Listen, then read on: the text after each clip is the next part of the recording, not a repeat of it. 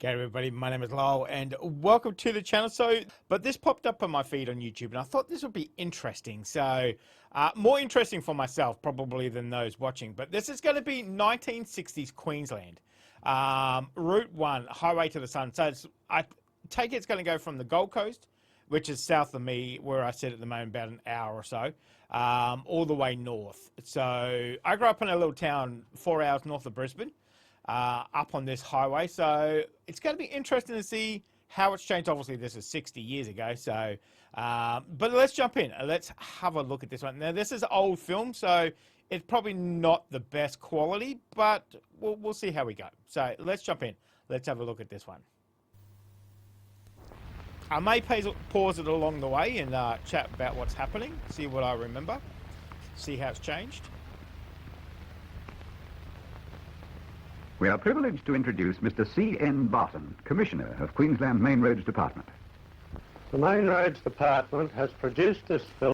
You can hear a little distortion in it, but it's watchable. To show how a good highway helps to increase both primary and secondary production and to encourage the tourist.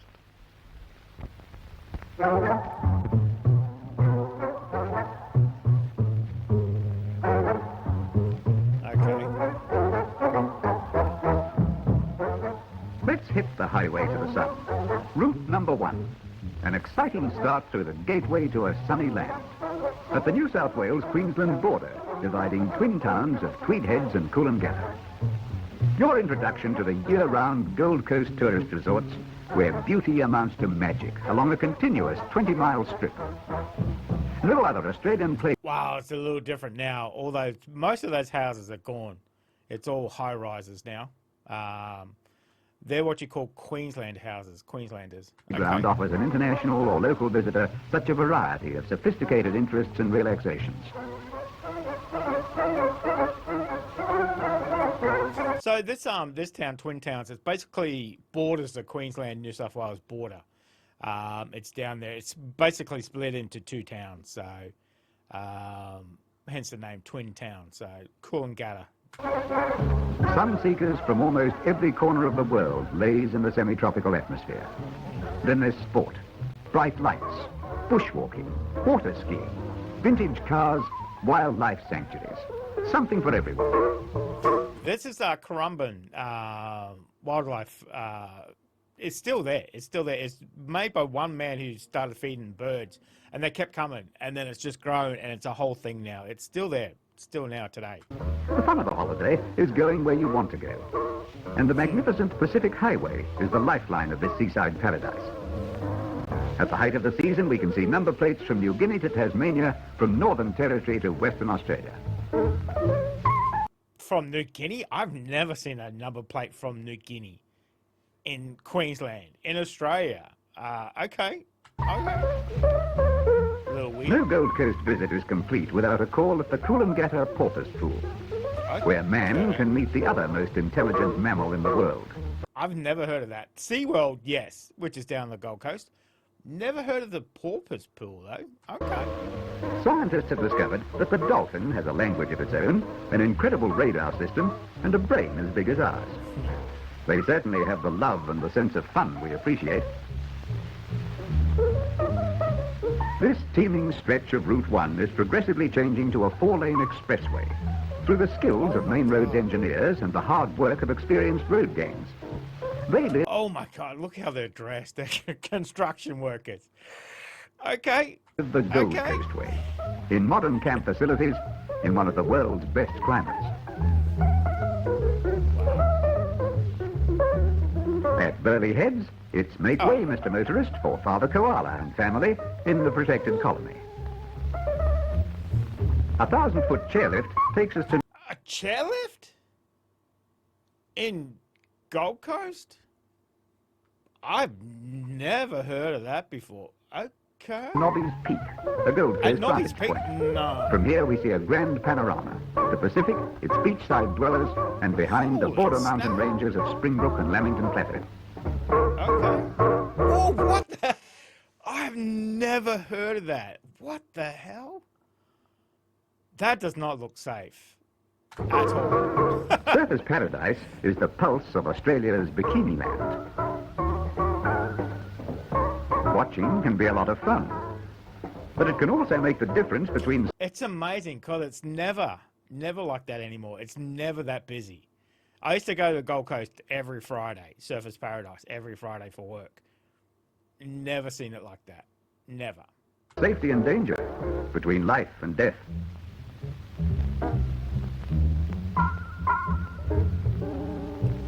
Oh, lifeguards? Elegance and informality go hand in hand around the clock.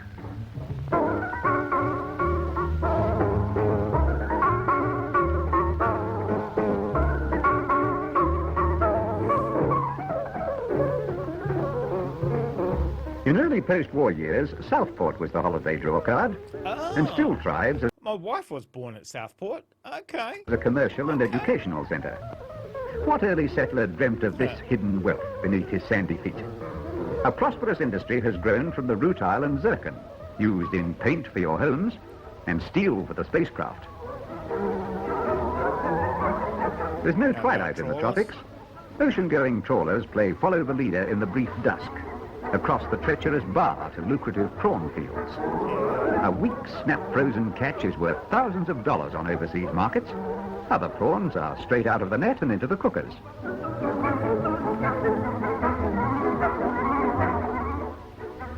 Bit harder to get prawns these days down the Gold Coast, that's for sure. Northwood Ho on the Pacific Highway brings us to the first of Queensland's many interchange systems. This diverts through traffic for the south, away from the congested heart of Surfers' Paradise. Costly developments, but just an example of statewide main roads vision. This Coomera River section, like others, is a blaze of springtime colour. I used to work down at Coomera for work as well. When I went down to the Gold Coast, that was the base. Okay, interesting. The new Beanley bypass includes the Albert River concrete bridge, the first of two replacing outmoded river crossings.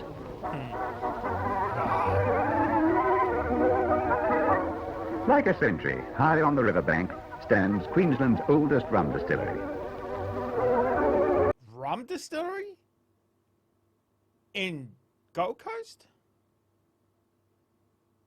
I've never heard of it. I know Bundaberg rum up past Harvey Bay, but on the Gold Coast?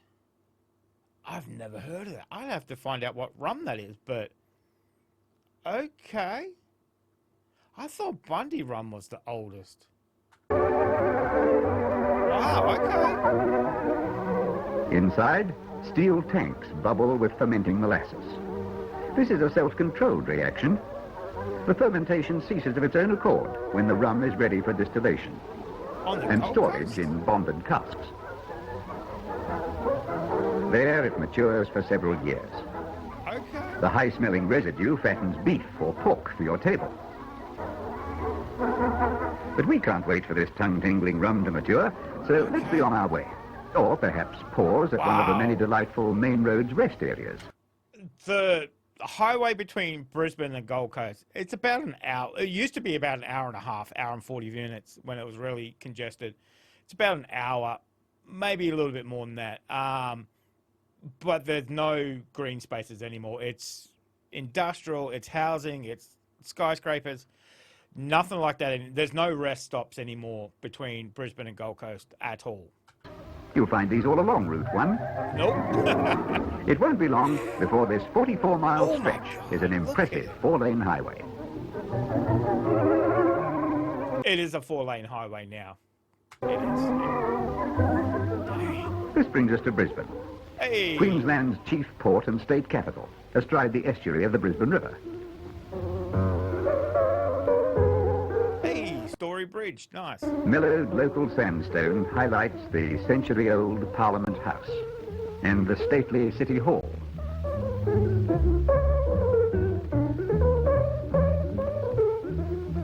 The clean, modern line of a landscape university is faced with beautiful freestone from the foot of the Toowoomba Range. Growing main roads practice demands use of this university computer. The department's own is on the way.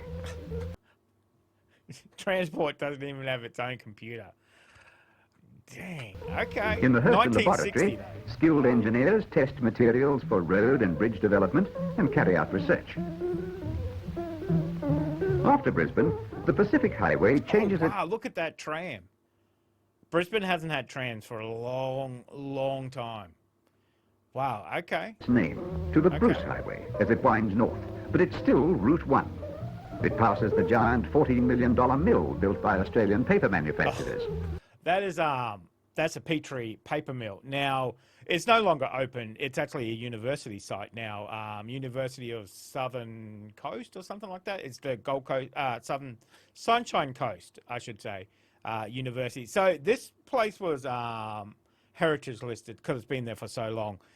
Just past Brisbane, up towards, Australia Zoo, where Steve Irwin had his zoo and stuff, there's a forest. They planted that forest for this paper mill. Paper mill is no longer there. It was heritage listed. They weren't able to do anything with it. The university expressed a desire to buy the property, and they said, no, look, it's heritage listed. We can't do it. Then all of a sudden it burnt down. And then all of a sudden the university went, hey, we can build there now. So that was a real surprise. But yeah, that used to be a big employer around here, the Petrie paper mill. As I said, now it's a university. So accidentally burnt down, So it's like, wow, okay. All right, okay. One of Queensland's many growing industries. Beyond it, another main road junction. Oh my God, that roundabout's only gone like in the last 2 years. The Petrie roundabout. Oh my God. Pays for itself in saving time and lives. Okay. Turning off Route 1 at Caboolture, we run 14 miles to the new $1.5 million toll bridge. This leads to Bribie Island, an early Aboriginal feasting ground, and later a hideaway for escaped convicts. It's no longer a toll bridge, and they still only have one bloody bridge over there. But Bribie Island is an island. Why would you go to Bribie Island? Then you'd have to come back off again. That's weird. The awe-inspiring Glasshouse Mountains, or Glasshouses as Captain Cook named them, tower above the Bruce Highway and stand guard over maturing pine forests. So, I know, I keep stopping it, sorry. The highway's kind of diverted now. It's more towards the coast instead of inland where the Glasshouse Mountains are. That's the old Nambour way, and Nambour is a town, on the old highway. But yeah, it hasn't been that way, I don't know, mid-90s maybe late 90s.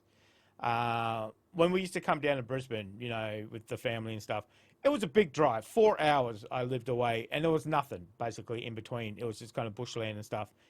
So it was a big drive. But yeah, hasn't been past the Glasshouse Mountains for a long time. It's kind of a shame because all those towns along the highway kind of dying out now because they're not getting that tourists. But okay. Destined for homes and paper pulp. So that's the forest I was talking about, the state forest where they built it for the paper mill.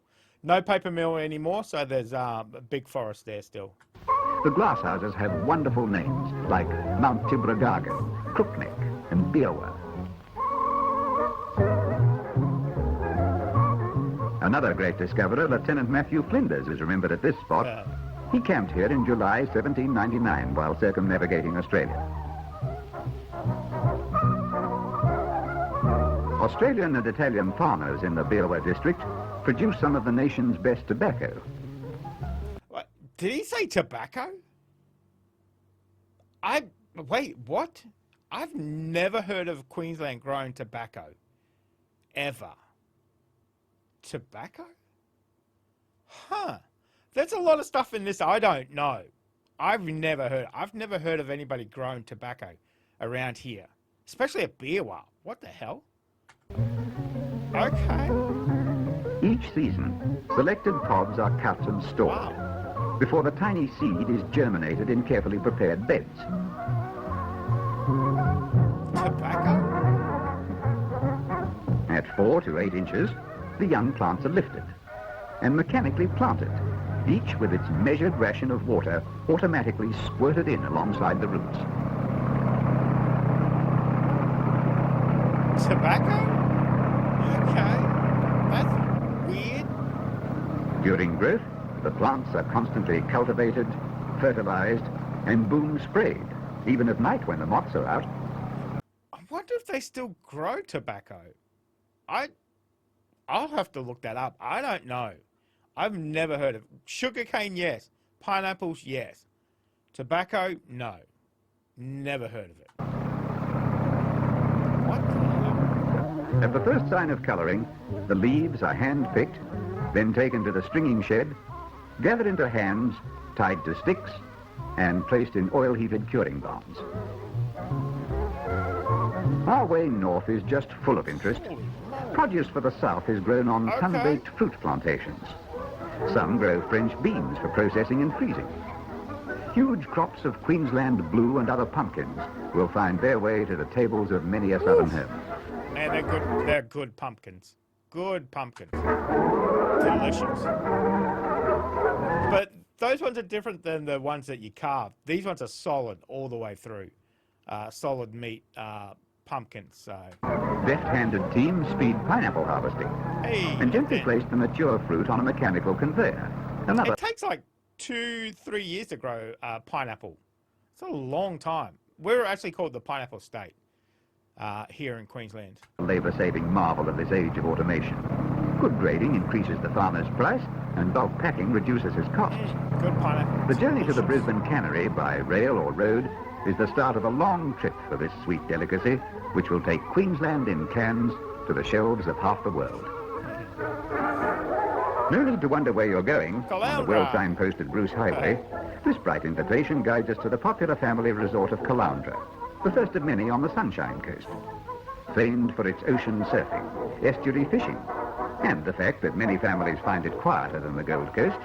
Caloundra and Noosa, very, very busy, very expensive places to live now. Very, very expensive. Like it that way. Yeah. Oh my God, I haven't seen one of them for years. Oh, the old ginger. One of factory. Australia's lesser-known agricultural root crops is ginger, centred on the Bundaberg district a few miles inland. It's processed and packed in this cooperative factory, ready for your Christmas table. Oh my God. This is the largest ginger industry in the Southern Hemisphere.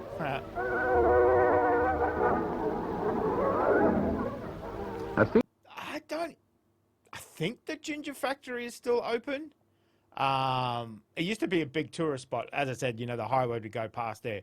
That and the big pineapple we had as well too. I don't even know if the ginger factory is still open. Something else I'll have to look at. All right. Scenic coastal road links Caloundra to popular Mooloolaba, Alexandra Headland and Maroochydore. Yep. Lifesavers from here have won Australian surfing championships. Back on the Bruce Highway, a modern junction has replaced the dangerous corner. A little further on, the main roads department has carved away whole hillsides to eliminate a narrow and bumpy section where twists and turns slowed speeds and built up bottlenecks. The new fast yet completely safe realignments are a sound investment in growing tourist traffic and the ever-increasing needs of commercial transport. At the Nambour rest area, a map shows Route 1 winding through what many travellers claim to be amongst the world's beauty spots. Citrus groves and pineapple farms stipple the ground like a patchwork quilt.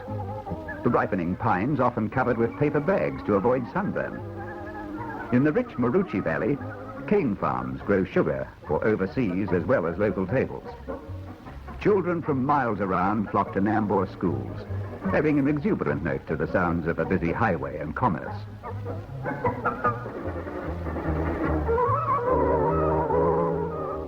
Rich dairy farms dot the valleys between Nambour and Gympie, the once prosperous... My wife grew up in Gympie. It's an old gold mining town, Gympie. It's quoted as the town that saved Queensland, apparently. Gold centre of the 1890s. Well, there you go, 1890s. Over 4 million ounces were crushed from these aging mullock heaps, many of which now provide metal screenings for district roads. Gympie's underground is honeycombed with shafts of old gold mines. It is on record that a shocked householder one morning found his vegetable garden collapsed more than 20 feet into an old working. I wouldn't doubt Some it either. buildings nostalgically hang their ancient shingles. In the Apollonian Hotel, many a fortune vanished. But the passing of this golden era has made way for new forms of wealth in a fertile dairying and farming district. My mother-in-law still lives at Gympie. We go up there all the time. Nice little town, nice little country town. Everything is closed on a Sunday as per usual. But it's a nice little town, Gympie. Nestle's dried milk plant supplies markets all over Australia. The bulk milk finds quick and efficient passage over the Mary River, which winds towards Maryborough and the sea. Hey. It's spanned by a modern main roads bridge.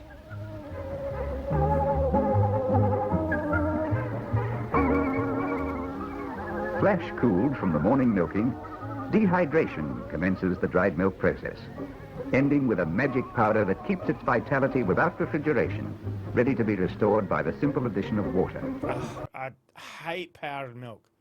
Jeez, I grew up on powdered milk. It was terrible. Especially when you get right down to the end, and you know, you haven't gone shopping. You got to wait till next payday, and it gets watery and more watery. And in the end, it's just white water, basically. Oh. Prosperous Gympie fades through the rear vision mirror as Route 1, bordered by wildflowers, cuts through the mountain terrain to the flat canelands of Maryborough. I grew up in Hervey Bay, just the other side of Maryborough. Not too far away, actually. This is a typical example of the decentralisation of Queensland's population. Vast distances breed self-contained cities like this, but culture and the dignity of lovely buildings have not been lost. Maryborough, primarily a city of heavy industry, has grown into the wealthy commercial centre of the Wide Bay Bennett districts. Maryborough still looks exactly the same from 1899 to now. Hasn't changed really at all. Aesthetic needs of the people are filled by spacious parks like this restful spot overlooking the Mary River. But life isn't all relaxation. Not far away, the needs of sugar mills are catered for. Electric furnaces with unbelievable temperatures boil metal, which will eventually go into heavy machinery and shipbuilding.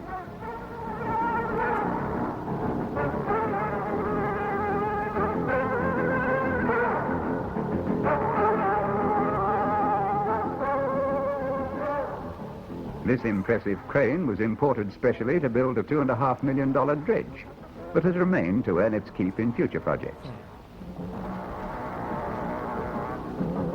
Two modern plants on the banks of the Mary River cut millions of super feet of rare and valuable timber from the mainland and Fraser Island.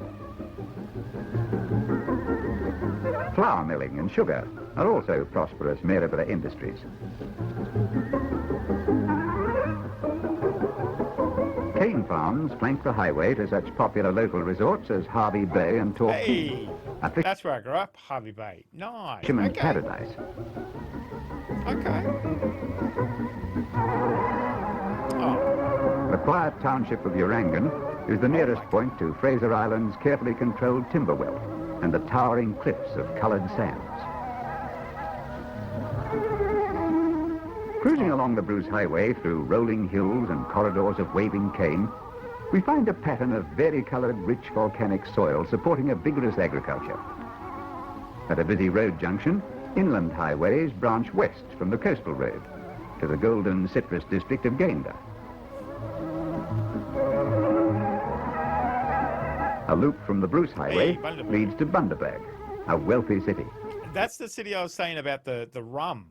I didn't know they did it in the Gold Coast, but definitely in Bundaberg. Bundaberg rum. Very, very popular. Okay.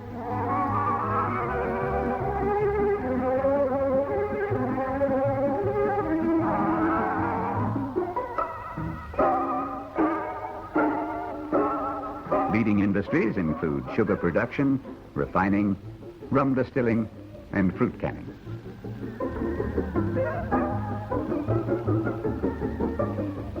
The river city is linked by the graceful spans of this high-level bridge over the Burnett. Traffic passes one of the country's most spectacular civic and cultural centres, and some refreshingly modern church architecture.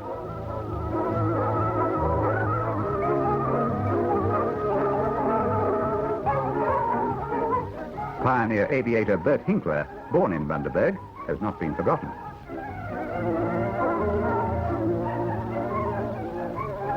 But sugar is the district's lifeblood. From July to December, the evening sky glows red as unwanted trash is burned from the matured cane. Next day, the soot-blackened cutters rhythmically topple the tall stalks for trimming, stacking and loading. Geez, when they burn Harvey Bay used to have a lot of cane fields as well. And when they burn them for a couple of weeks after that, man, you find so many snakes come out of that bloody field. It's ridiculous. Ridiculous. In today's machine age, automation has gained ground, with such outstanding inventions as the mechanical planter, harvester and loader.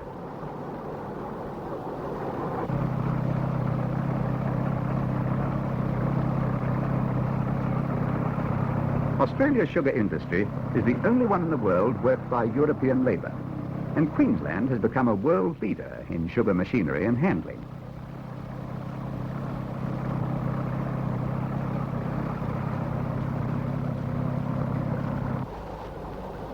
Other mechanical harvesters chop the cane into short lengths and toss it into convenient portable weighing bins. A profitable byproduct in bulk molasses has also been established within the industry. At Langbecker's famous nursery on the outskirts of the city, tropical plants, shrubs and fruit trees are grown for Australian, South African and Asian markets. They have even developed a seedless tropical apple and new roses.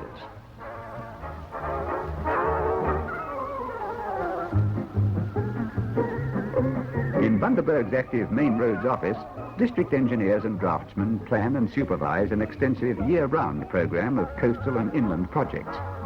These costly developments, provided for by state and local government finance, require the closest cooperation between shire councils and the department.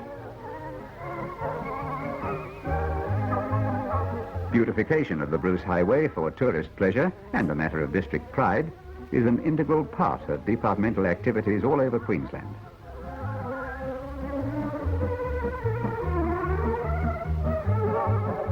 Along the highway, old and new in bridge and road construction are constant reminders of the progress of this booming state. Further north, typical signs divert tourists to Gladstone, the state's industrial centre of tomorrow, gateway to central Queensland wealth and the coral barrier reef playground of Heron Island.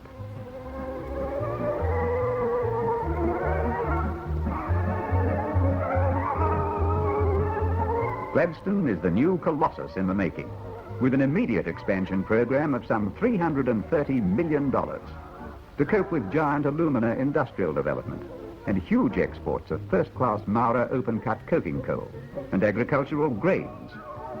These will pass through one of the world's best natural deep-water ports, Queensland's busiest port of the very near future. Gladstone never really took off. It kind of still the same, you know, it's primary industry, but it never really kind of expanded like they thought it was going to. Never really did. Major oil terminals supply another central Queensland need. The open coastal country maintains over 2 million beef cattle and was the scene of an historic gold rush in the 1890s. But the prospectors' picks and dollies have long since vanished before the roar of explosives and batteries of ore crushers. This is Mount Morgan, Australia's deepest open-cut mine, a mountain turned into a hole 850 feet deep, and still a top gold and copper producer.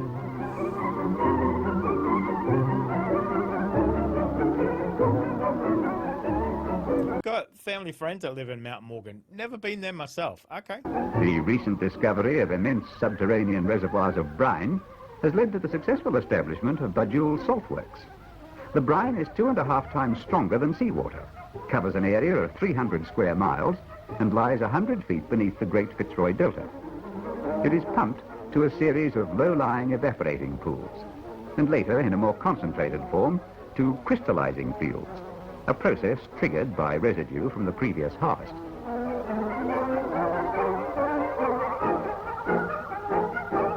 Twice yearly, this special harvester, locally designed and manufactured on a world patent, reaps a 6-inch layer of crystals that are fed onto a conveyor belt. A washer uses saturated brine solution for cleansing.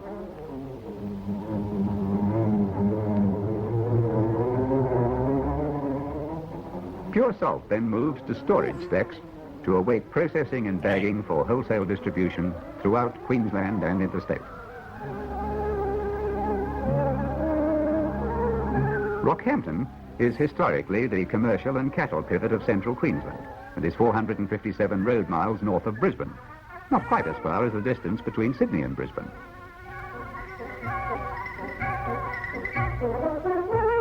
Once this was an important coastal port when smaller ships plied profitably up the Fitzroy River. Now, commerce flows over the water.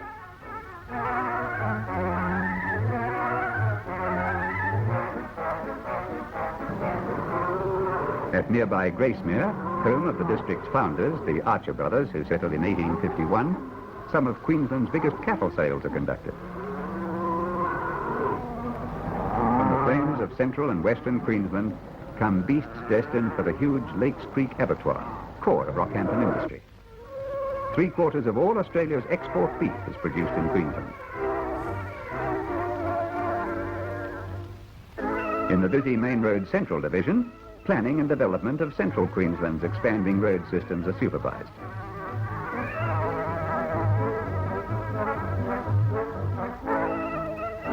Specialized research officers work to require departmental specifications on projects which cover widely varying conditions. The success of their efforts is evident by the comfort and safety increasingly enjoyed by the motoring public.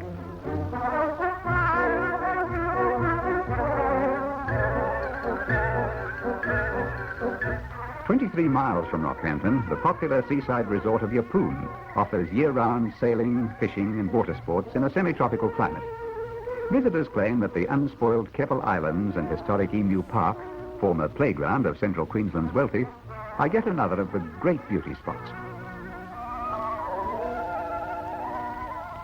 I think I must have been about 15. I have been to Yeppoon before up in Rocky. I must have been about 15. I can't remember it really, but I just remember going there once. This extensive shell collection includes varieties from all over the world, many acquired through exchange with overseas collectors and museums. Some are worth many hundreds of dollars, and the collection still grows as the mysteries of the Great Barrier Reef are plumbed by ever more experienced skin divers. Visitors can shudder at the beauty of some of the deadly killers lurking for the inexperienced fossicker, or admire many of the 350 different species of coral known to science. Heading north again, we find Olson's spellbinding limestone caves, just a few miles from the highway. These are a must, for in these age-old caverns, impressive cream-colored stalagmites and stalactites grow to an eerie tangle of web-like roots trailing from cathedral-high ceilings. Here is the accumulated glory and balance of nature, a million years of patient creation.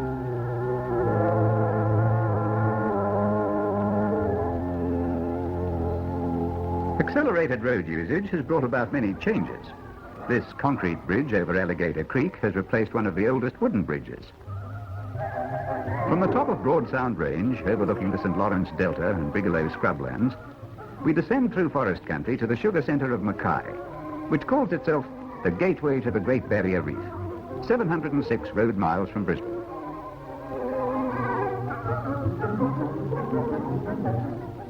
At the local sugar experiment station, one of 4 in Queensland's cane belt, work continues successfully into the problems of breeding better varieties, pest and disease control, improved fertilizing techniques and irrigation methods.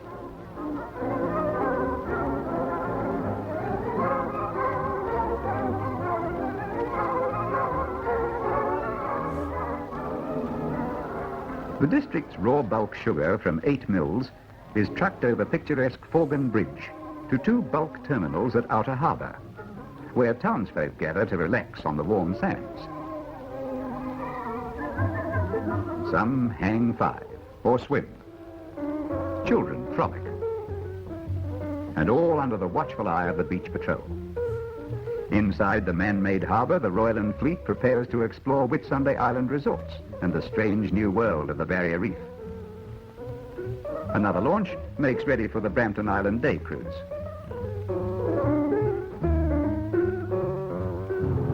Some prefer to fly from Mackay to romantic Lindeman. The plane skims over reefs and islands unchanged since first discovered by Captain Cook in 1770. Carefree, flat-topped Lindeman Island offers an informal atmosphere amidst a truly tropical setting.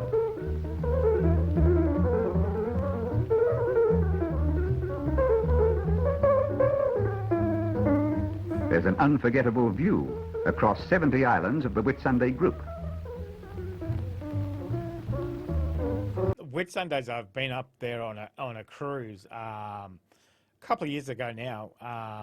Actually, I think it's, oh my God, is that 12 years ago? Whew, okay. It was a long time ago anyway, but wonderful place up there. The scenery is just amazing. The water, it's so blue. It is an amazing place. Very expensive up in the Whitsundays, but a wonderful place to visit. Motorists on their way to Youngler Range pause to glance at a former home of Australia's Queen of Song, Dame Nellie Melba. Ah, Nellie Melba. Oh. At Proserpine, visitors from all the world fly in. Some, full of excited anticipation, climb aboard Hayman's giant helicopter that whisks you in next to no time to your cabin door, while others drive along this new highway to the launch terminal at Chute Harbour. And set. A miniature navy of barrier resort cruisers heads off through the powerful currents to Hayman, Long Island, South Mole or Palm Bay, loaded down with holidaymakers, honeymooners, or even stores of good things to eat and drink. But for us, it's back on Route 1, where water lilies and wild sunflowers add a dash of gay colour to many sections of the highway as it heads north towards the entrance to Bowen and Port Denison.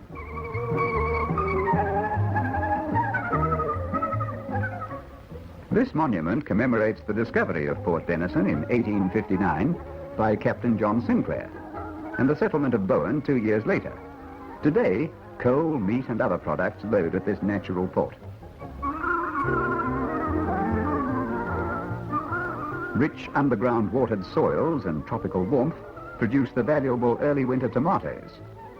Nimble hands skillfully pack the ripened fruit in fine paper to tease the palates of southern gourmets. Who knows, these lush Bowen tomatoes may even be sprinkled with crystals from one of Australia's first salt-producing industries.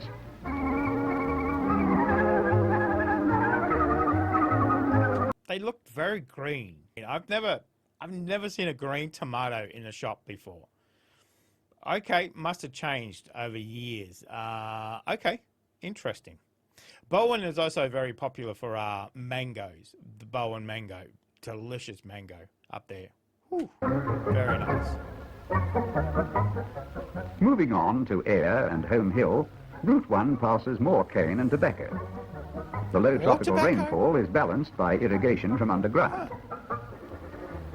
Here, main roads and other Queensland engineers have overcome a major hazard. Before this dual-purpose bridge, the raging torrents of the shallow Burdekin River continually cut communications and dislocated trade.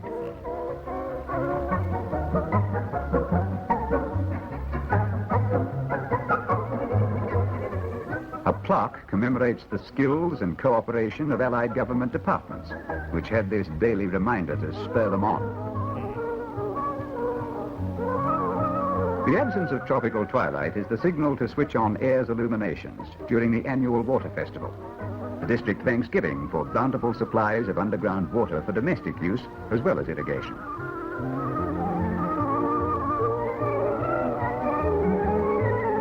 This American seed grader at Brandon near Ayr cleans and bags dwarf seed beans, locally grown under contract. As in the south, we find more rest areas established by the Main Roads Department for heavy transport drivers and motorists. Now, when you get up a little bit higher in the Queensland, do not go in the water at all. A lot of crocodiles up there, freshwater crocs. Do not go in the water. The road to Townsville winds through tall, grassed cattle country and the swampy natural home of long-legged Brolga ballerinas, whose dancers entrance those lucky enough to see them.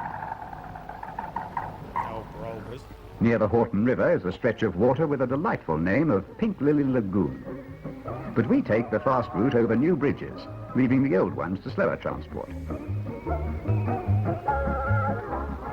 Townsville is unique the largest tropical city in the world with a European population.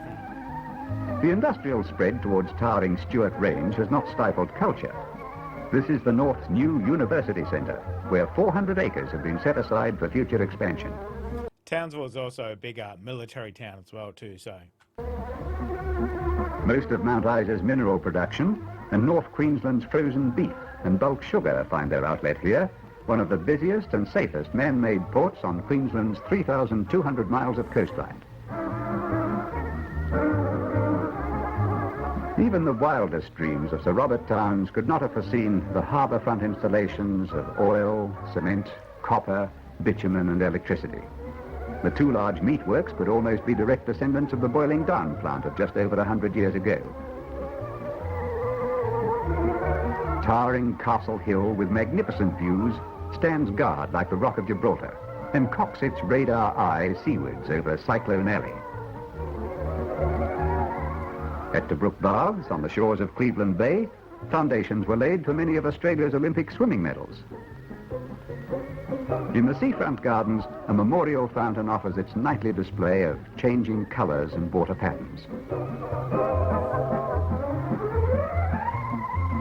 1,000 miles from Brisbane, in the monsoonal rain belt, lies Ingham's extensive sugar district, at the southern entrance to Hinchinbrook Channel. In this mountain-bordered community, glorious tropical plants and flowering trees beautify the wide main street, typical of so many country towns.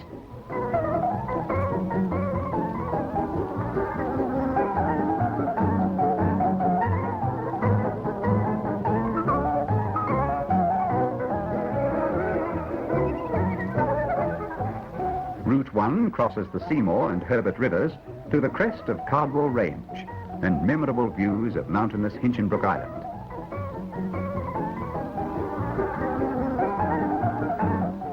Safety precautions are vital.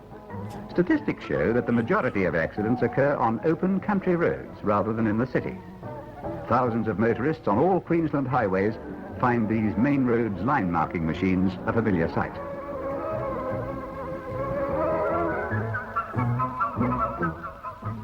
Cardwell's a charming resort by the shores of Rockingham Bay, sheltered by Hinchinbrook Island. We pause gratefully at one of Queensland's most colourful motels and enjoy a restful stopover before the final run to Cairns. There are colourful characters too. 70 years old Tom Morris skipped from Brisbane to Cairns in 94 days, accompanied by his nephew and pet cat. The cat did it the easy way, in the basket. What the hell? That's a long way to skip 94 days. Damn. Wow. Some of Queensland's Never heard most that. fashionable timbers come from this area. Cedar, maple and black bean logs, once snigged by bullock teams from the great rainforests of Kirrama, are now jigged to the Kennedy Mill. Fine furniture, rich veneers and boards for many new homes. Mission Beach basks in the warmth of the northern sunshine. It's the departing point for Bonaire Island Tourist Resort. It was here, at Bicton and around Cardwell in 1869, that far-seeing British pioneers, the Cutton brothers, grew some of Australia's first tea, coffee, citrus fruits and pineapples. It wasn't the cyclones that beat them in the end, but reduced import duties. Pioneering is always a tough proposition, but the Cuttons also had to ward off an unfriendly Aboriginal tribe. This tribe, only 20 years before, allegedly killed explorer Kennedy and shipwrecked survivors from the brig Maria, at a place afterwards named Murdering Point. Okay.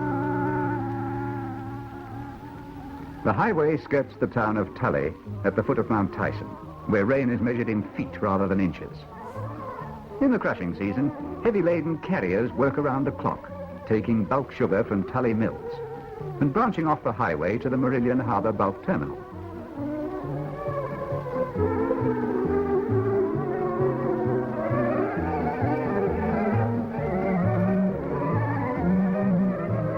Here, the unrefined sugar is tipped through a grill onto a conveyor belt, which moves it to the bulk storage shed.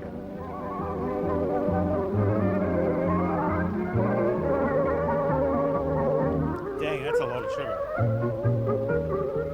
Bulk sugar ships enter Marillion's natural deep-water harbour, one of the finest in North Queensland. On the wharf, another conveyor moves the sugar to a mobile gantry, which dips to pour the fluid-like jet of brownish crystals into spacious holds. Quickly loaded to the plimsoll, it's seaward ho to interstate refineries or the overseas shipping lanes of Australia's growing mines.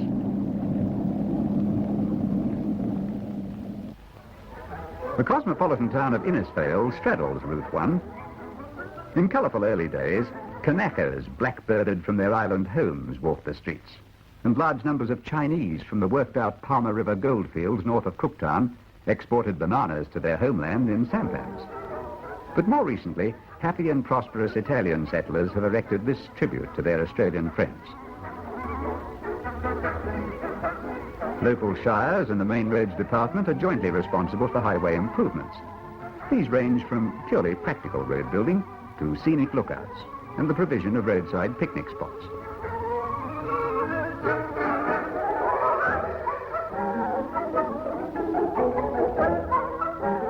Cairns is the permanent evergreen summer city, with commerce rising beside time-battered buildings. Gay, wide awnings shield carefree strollers from torrential downpours or hot sun. Tropical trees, spared from the cold winter sleep of their southern sisters, harmonize with multi-patterned, broad-leafed crotons and many shades of bougainvilleas stooped in full bloom. Here is colour gone mad, the blue of the mountain ranges and depthless Lake Barine. In the vicinity of Ravenshoe, we see lovely Millstream Falls and the 60-foot flute-like falls of Millamilla. Past the high-level Barron River Bridge, built by Main Roads engineers, lies the Tinaroo Falls Dam. This vast water conservation scheme irrigates extensive maize and tobacco fields on the Atherton tableland, also producing much of Australia's high-quality leaf. Tobacco again. I have to have a look into that and see if we still grow tobacco in Queensland. I've never heard of that. And it seems like it's all the way up the coast. Okay. Interesting. Okay. Well, having come so far on Route 1, we must explore the last 48 miles along the Cook Highway.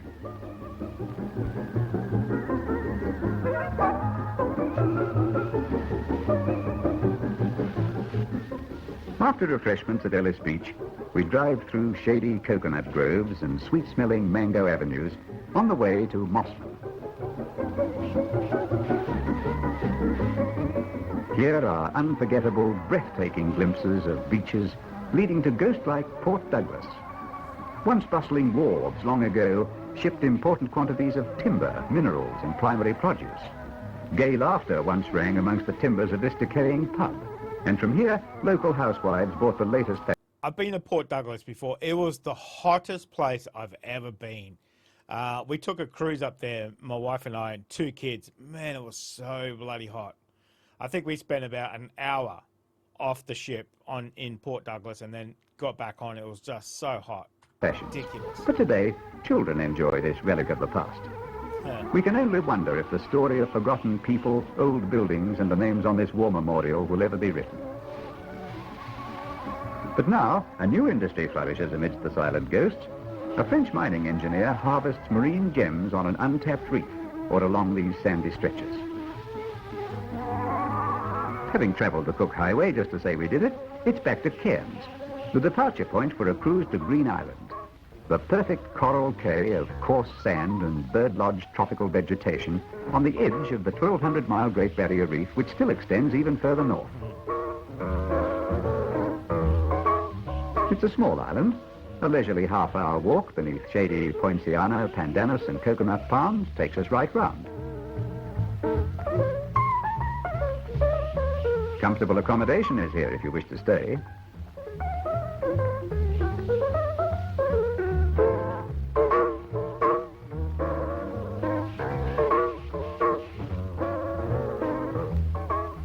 Coconuts washed over from the mainland grow quickly to overlook the famous glass-walled underwater observatory.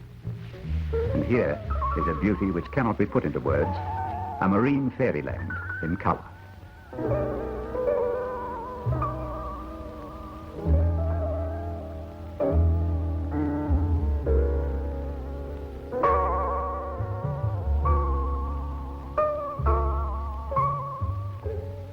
Above the reef, as the tide slips away, a new world emerges. Exposed coral in myriad shapes and colours soaks in the sun and forms a protective wall round miniature aquariums of tiny fish, beche de mer, eels, cowries, and giant clams that close their powerful jaws at a finger's touch. For those who don't swim, glass-bottomed boats allow us to view in comfort the deep water coral in all its fantastic shapes and varying hues. But as with any holiday, the end comes all too soon. But we've skimmed the Pacific coastline of more than 1,300 miles by road. A tribute to the work of the Queensland Main Roads Department in building and maintaining this highway to the sun.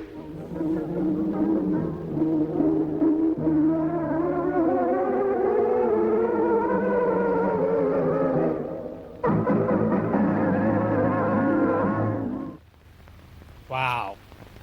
Well, that was very interesting. I know it doesn't mean much for a lot of people watching this, but I found that very interesting. A few things I didn't know, like a chairlift at Gold Coast and tobacco.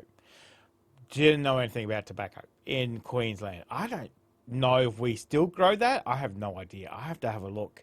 But it brought back a lot of memories, like the cane fields burning, as a kid watching it. You can feel the heat. And as I said, after weeks after, they burn a cane, there's a lot more snakes around, that's for sure. So, but that was a good trip down memory lane. From here, obviously, the Gold Coast to, where I grew up in Hervey Bay, drove that highway quite a lot. To see how it's changed now, as I said, it's even diverted from where it was before, inland a little bit more out to the coast. Very busy stretch of the land. I mean, they're still building it, they're still refining it, and, roadworks, as in anywhere, in any country, so, but just to see that forward planning that they had, difficult, working the terrain and everything else, in Queensland, but just to have that appreciation of what they did. Yeah, it doesn't, a lot of people say, oh my God, the highway, you've taken all this land and everything, but, it is transportation within the state too. The state is such a big place. Queensland is twice the size of Texas here. So, if we don't have good roads and we don't have good transportation, we're screwed, so it takes a long time to move trucks around this state. So we definitely have to have that good infrastructure. But it was a good trip down memory lane. Some of those places kind of look the same. A lot of them completely different. Like the Gold Coast, hardly get any of those houses left. It's all high-rises and fancy apartments and all that kind of stuff down there, as with any, coastline area. So, but that was very interesting to watch. Very, very interesting. All those old cars and everything. Like I said, some of the places haven't changed, like Maryborough hasn't changed at all. It's still, that old style look, country town. So, which we do appreciate it as well too. It's nice to go home and then drive through Maryborough and then still know the place, it's still very, very similar. So, I definitely do appreciate that as well too. So, but let me know what you thought of that. That was something that just came up on my feed, and I thought that would be very interesting, more interesting for myself than anybody else. But some things I didn't know. I didn't realize so much of it, like tobacco. I'm still shocked at that. And just a beer one, which is only like half an hour away from where I am at the moment. So. Okay, I'm going to have to look up a few things, I think. So, guys, let me know what you thought of that. Thank you very much for joining us today. Make sure you stay safe, and I will definitely see you in the next reaction video. Oh, you're still here? You want more content? Why don't you check out my Patreon down here? You'll get plenty more content and some exclusive videos over there too. If not, why not check out this one over here?